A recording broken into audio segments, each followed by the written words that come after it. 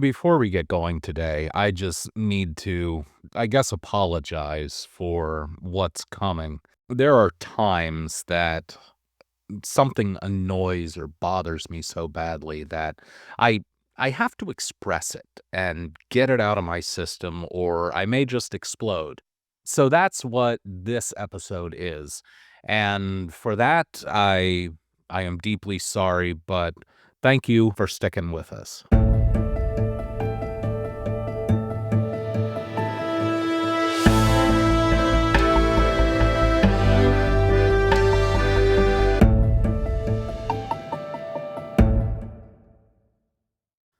Okay.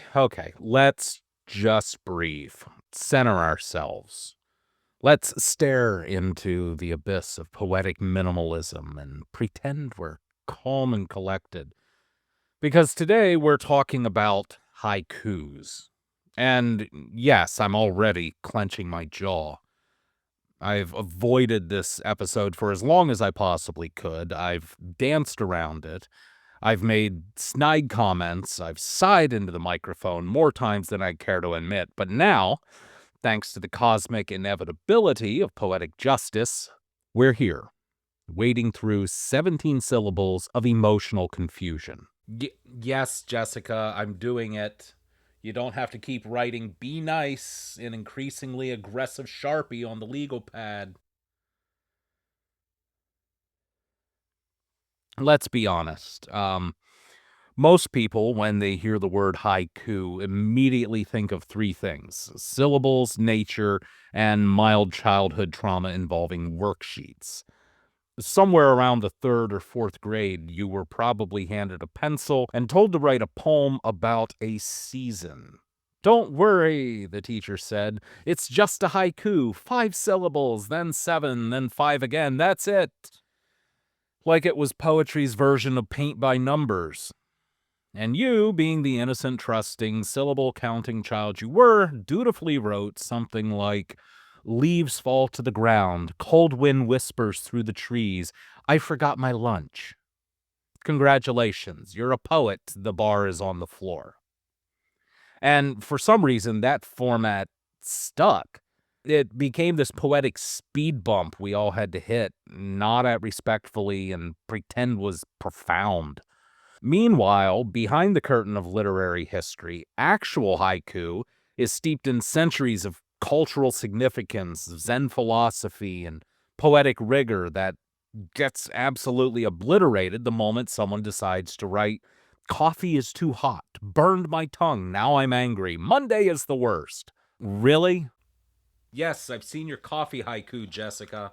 It was fine. Let's just pretend it belongs in the Louvre.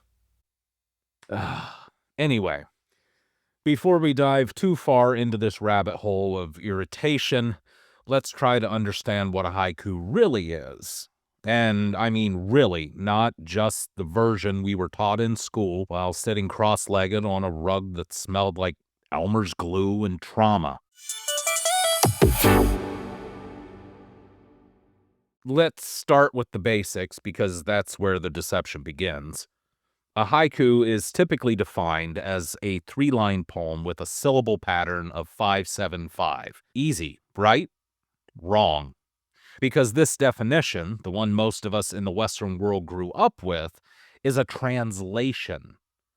And not even a direct one. It's more like someone saw a beautiful landscape painting and decided to recreate it using sidewalk chalk during a rainstorm. The original Japanese haiku form counts morae, not syllables. And if you're unfamiliar with what a mora is, congratulations, you're a normal person.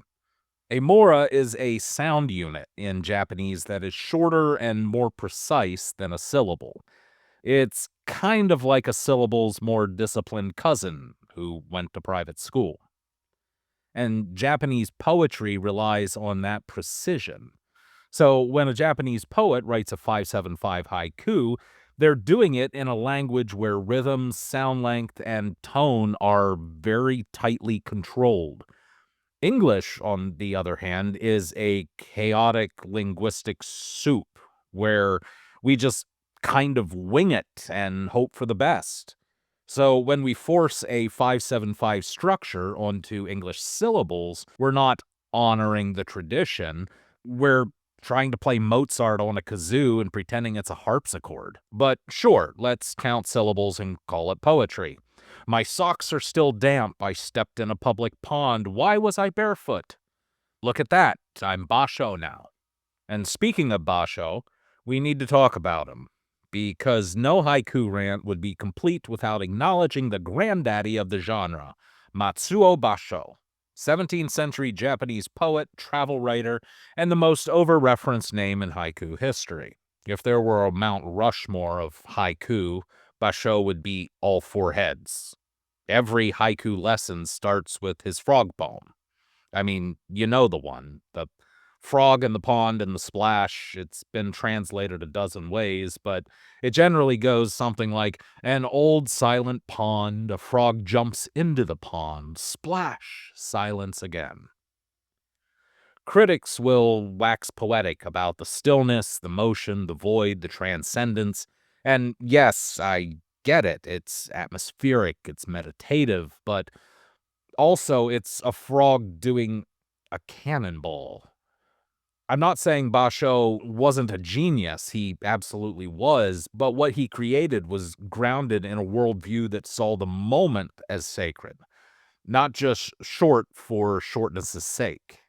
Somewhere along the line, we translated that reverent stillness into fridge poetry. And now the frog poem is used to justify 17-syllable masterpieces like, I hate vegetables, broccoli looks like green death, my mom makes me eat. Bashō, forgive us. So let's talk about the so-called rules of haiku. And I use that word loosely because while the traditional structure has guidelines, what we've turned them into is more like a liturgical rite for the church of pretentious simplicity. Traditionally, haiku includes 3 lines, a syllable pattern of 575, a seasonal reference, kijo, and often a kireji, a sort of verbal pause, a juxtaposition that creates resonance.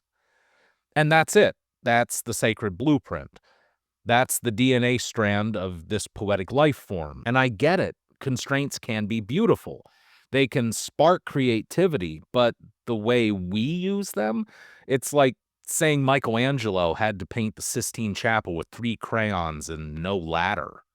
Seriously, count your syllables all you want. But at some point, you realize the whole thing has started to feel more like poetic Sudoku than a meaningful art form. Uh, let's try this gem that I found online. Wind through plastic bags, tangled on a barbed wire fence, modern cherry trees. Is that poetry or just a depressing inventory of someone's backyard? That's not a metaphor, that's municipal waste. And don't come at me with limitation breeds innovation, because there's a difference between focused creativity and choking the life out of a form.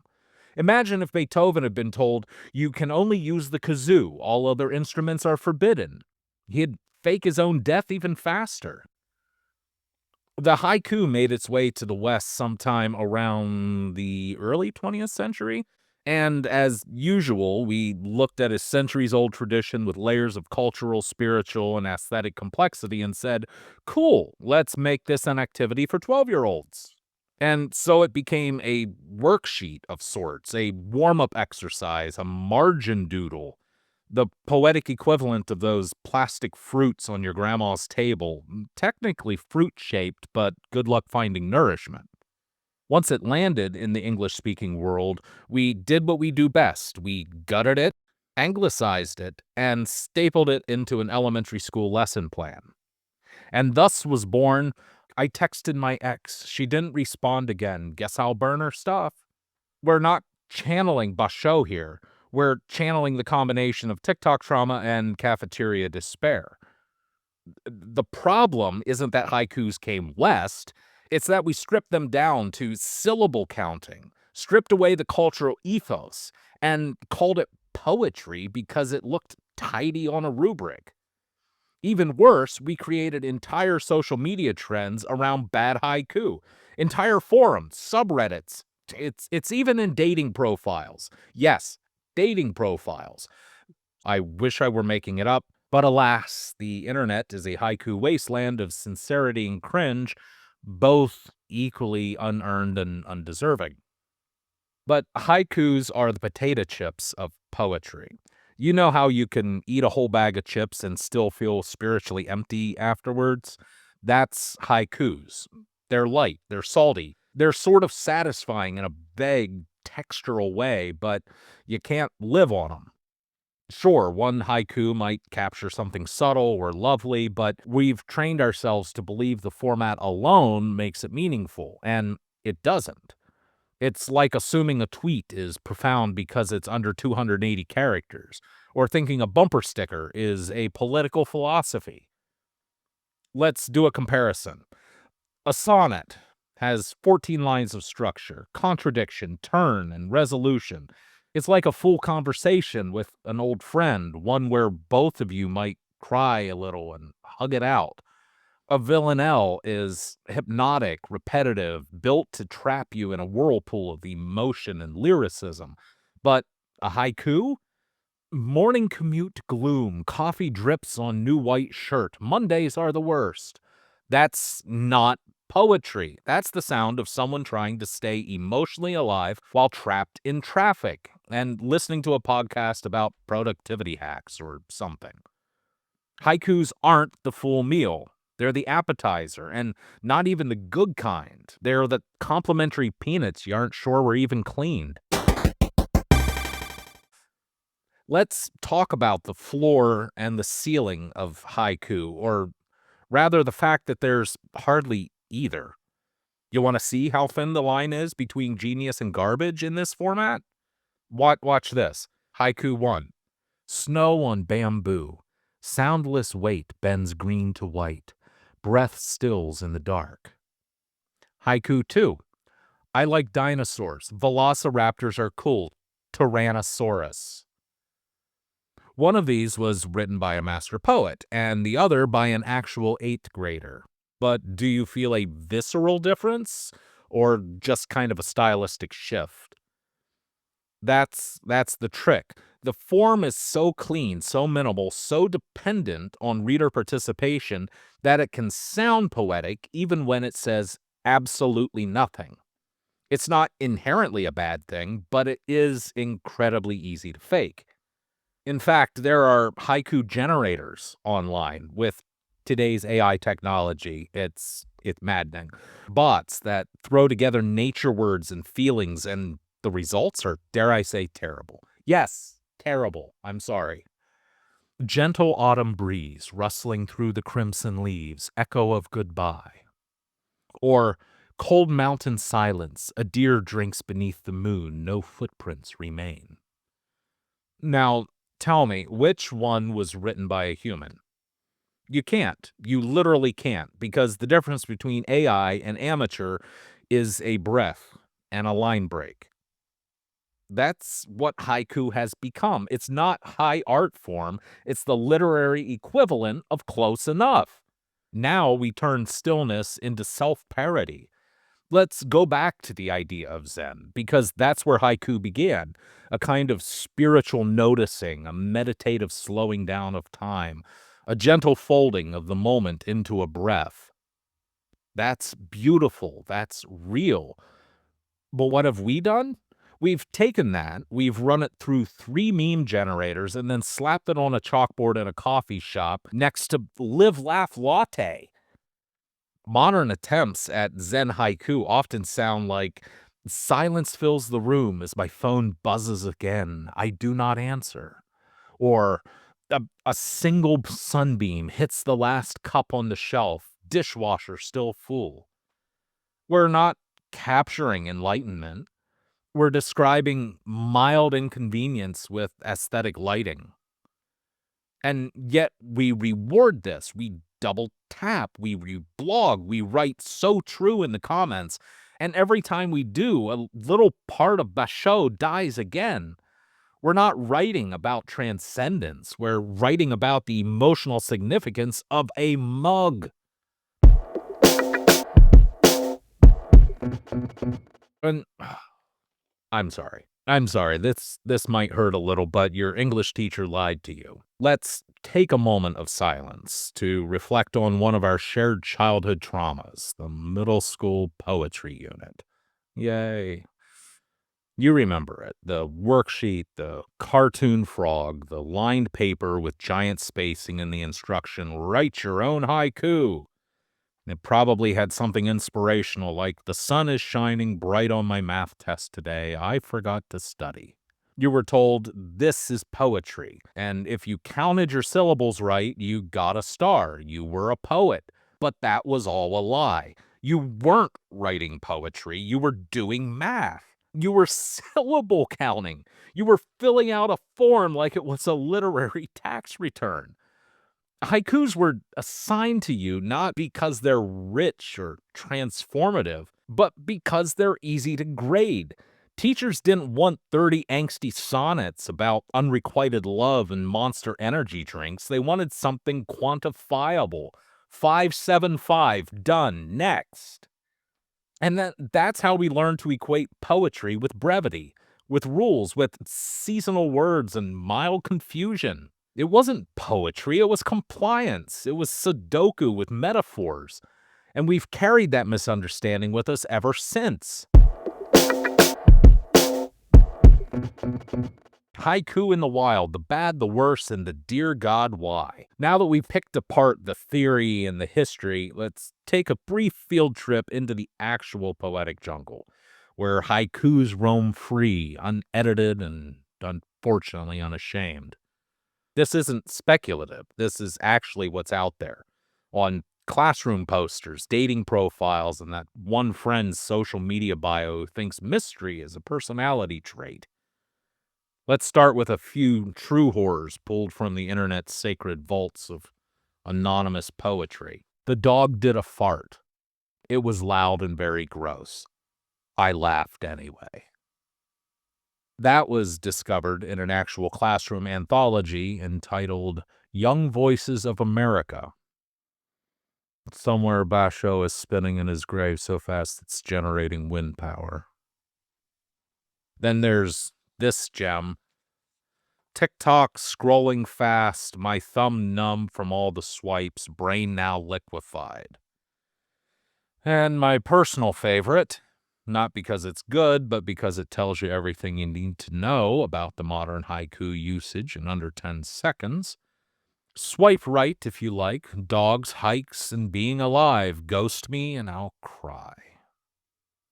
That's it. That's where we are. What once was a tool of Zen contemplation is now a desperate plea for digital affection and sarcasm. We've gone from frogs in quiet ponds to farting dogs and dating trauma. I'm not even mad anymore. I'm just tired. Here's the thing. We love to idolize brevity, especially in modern culture. Short feels smart. Concise feels cool. We equate succinct with wise, and suddenly less is more turns into less is enough. And maybe that's why haiku has survived, not thrived, in the attention economy. It's snackable, scrollable. It doesn't ask anything of you. No time, no context, no real interpretation. You don't have to sit with a haiku. You just absorb it in passing like a billboard or a meme. And that's a dangerous slope because when we train our minds to expect profundity in 17 syllables, we lose the capacity, or worse, the patience for anything deeper. Imagine if every philosophical work were condensed into a haiku. Plato's Republic would suddenly become justice is unclear, everyone argues a lot, guess we'll need lawyers. Or Descartes, I think, so I am, unless I'm dreaming again. Pass the espresso. When we shrink our thoughts to fit into pre-made molds, we stop exploring, and poetry, good poetry, should expand us. Stretch us, not just nod politely at us like a motivational cat poster.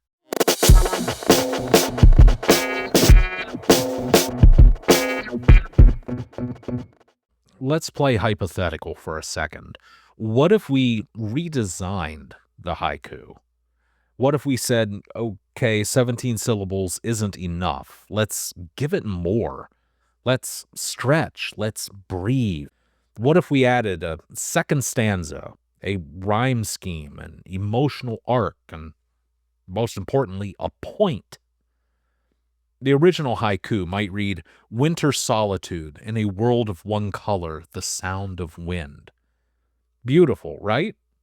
Now, let's see what happens when we actually expand the thing. The snow fell heavy, slow and wide, a world washed blank beneath the tide. My breath alone the only sound, a ghost who's wandered winter's ground. Now you've got voice, movement, image, space, something that lingers longer than a syllable count. Did we lose some of the minimalistic magic? Sure. But did we gain clarity, tone, and a sense of humanity? Absolutely. And maybe that's what the modern haiku needs, not to be dismissed, but to be rehumanized, taken out of the worksheet and put back into the soul. If you're going to suffer through a haiku episode, you might as well hear the ones that I wrote in a fit of sarcasm and mild insomnia and lingering resentment on my third grade English curriculum. These are not works of art. They're rudimentary poetic coping mechanisms. Existential dread dressed up in cherry blossoms. Still just dread, my dude. Haikus are poems in the same way Pop-Tarts are technically food. Bashō rolls his eyes, 17 more syllables. For what, a podcast? I tried to feel deep, counting syllables like sins, and still felt nothing. Enlightenment waits not in haikus, dear reader. Try therapy first. You're welcome, or I'm sorry. Honestly, I don't even know anymore. All right, deep breath. Time for honesty. I've done a lot of ranting because it's fun, because it's cathartic, and because Jessica dared me. But I'd be lying if I said there's nothing redeemable about the haiku, because there is something beautiful in the idea of trying to say a lot with a little, of catching a moment before it vanishes, or holding still long enough to actually see. A great haiku, a real one, can hit like a tuning fork. It's quiet, sure, but unmistakably resonant. It's the difference between hearing noise and hearing tone. The problem isn't the form. The problem is how we've used the form. We've abused it. We've trivialized it. We've turned it into a party trick, and in doing so, we've missed the point. That stillness is hard and clarity takes effort, and that 17 syllables can hold meaning if you bother to put meaning into them. So what do we do with haikus now?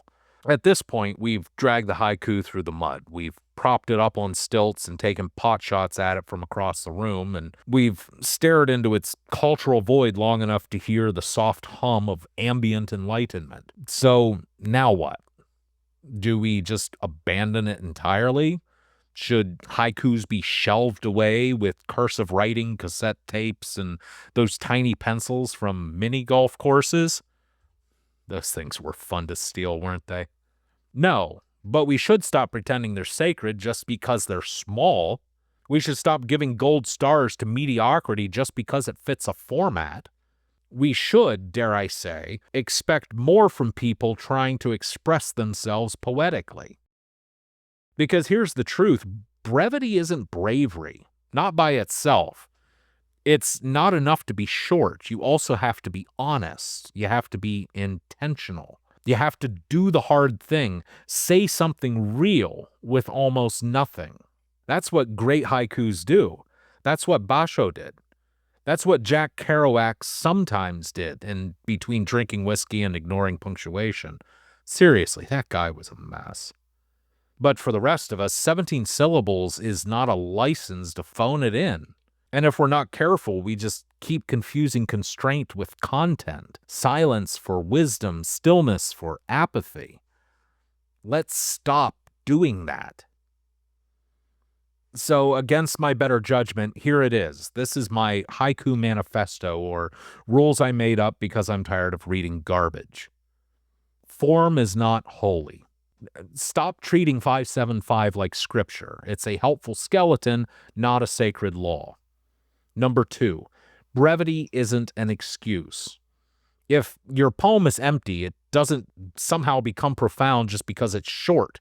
That's called a tweet. Number 3, use real moments. Haiku at its best is about noticing.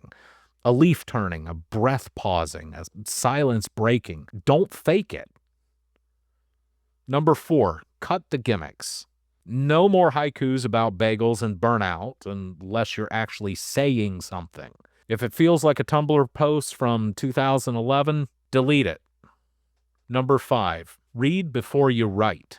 Bashō, Isa, Busan, Shika, Virgilio, Kerouac. Read the ones who did it well. Understand what constraint means before you wear it like a costume. Number 6, if a haiku can be written by a bot, maybe don't post it. And that one's self-explanatory. And number 7, if you can say it better in a different form, do it. Haikus aren't better, they're just one option. Don't shrink your voice to fit in a box it doesn't belong in.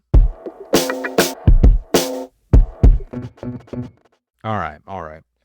After all this dragging haikus through every imaginable puddle of satire and scorn, it feels only right, poetic even, to leave you with one of my own, a real one. I'm not promising it's good, I'm not even promising it counts, but this is my attempt, written not out of spite or irony, but as an honest moment in this strange syllabic wilderness. Inhale the quiet, a moment too small to name, but it still was yours. There, are you happy now? No, that doesn't mean I've come full circle. It just means I'm trying to be gracious. Let's not make it weird. So why spend a bajillion words ranting about a form of poetry that on the surface seems harmless? Why go on this deep dive critique of 17 syllables that most people encounter, write once, and don't even think about again? Because it's not just about haikus. It's about what we praise, what we preserve, and what we tell people counts as meaningful. If we reward surface-level cleverness over genuine reflection, that affects more than poetry. It bleeds into how we communicate, how we connect, how we think both individually and as a society. Poetry is one of the last places where language gets to be more than utility. It's where words get to ache, to stretch, shine, where words get to matter. And when we turn it into something formulaic and forgettable, we lose something. That's why I care. That's why I rant. Because somewhere out there, someone is saying something quietly beautiful. And we're ignoring them in favor of a 17-syllable coffee joke. So, no, I don't truly, completely hate haikus. What I truly hate is laziness masquerading as insight. I hate when we settle for less and call it profound because we're too distracted to dig deeper. But I also believe, truly, that if we're honest and if we slow down and if we write like it matters, even a haiku can break your heart in the best possible way. This has been Perfectly Poetic. I'm Alan Mowery, literary curmudgeon, poetic realist, and probably the only person you know who can get emotionally worked up about syllables and frogs in the same breath. Until next time, count your syllables, but count your meaning more. Or send me your best haiku. Or your worst. We'll let the jury decide. I'm sorry. I can't do this anymore.